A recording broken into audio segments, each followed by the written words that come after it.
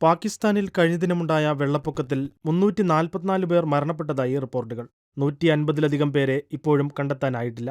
August 14 മുതൽ രാജ്യത്തുണ്ടായ ശക്തമായ മഴ വെള്ളപ്പൊക്കത്തിനും മണ്ണിടിച്ചിലിനും കാരണമായി. ഖൈബർ പഖ്തൂൺഖ്വ പ്രവിശ്യയിലാണ് ഏറ്റവും കൂടുതൽ മരണങ്ങൾ. 317 പേർ ഇവിടെ മരണപ്പെട്ടതായി റിപ്പോർട്ട് ചെയ്തു. എല്ലാ വീടുകളും കെട്ടിടങ്ങളും വാഹനങ്ങളും മരക്കഷണങ്ങൾ പോലെ ഒഴുകിപ്പോകുന്നത് ഞാൻ കണ്ടു.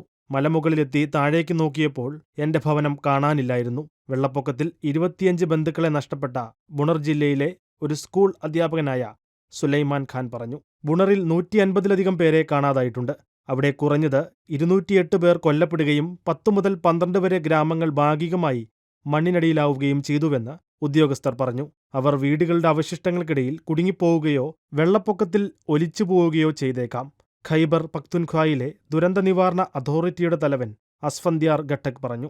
9 ജില്ലകളിലായി ഏകദേശം 2000 രക്ഷാപ്രവർത്തകർ രക്ഷാപ്രവർത്തനത്തിൽ ഏർപ്പെട്ടിട്ടുണ്ടെന്ന് പ്രവിശ്യയിലെ രക്ഷാപ്രവർത്തനങ്ങൾക്ക് നേതൃത്വം വഹിക്കുന്നയാൾ പറഞ്ഞു. നിലവിലും പെയ്തുകൊണ്ടിരിക്കുന്ന മഴ രക്ഷാപ്രവർത്തനത്തിന് തടസ്സം സൃഷ്ടിക്കുന്നതായും അദ്ദേഹം കൂട്ടിച്ചേർത്തു.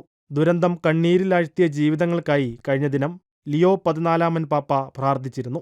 ലോകത്തിലെ ഏറ്റവും കൂടുതൽ കാലാവസ്ഥാ വ്യതിയാനത്തിനിരയാകുന്ന രാജ്യങ്ങളിലൊന്നാണ് പാകിസ്ഥാൻ.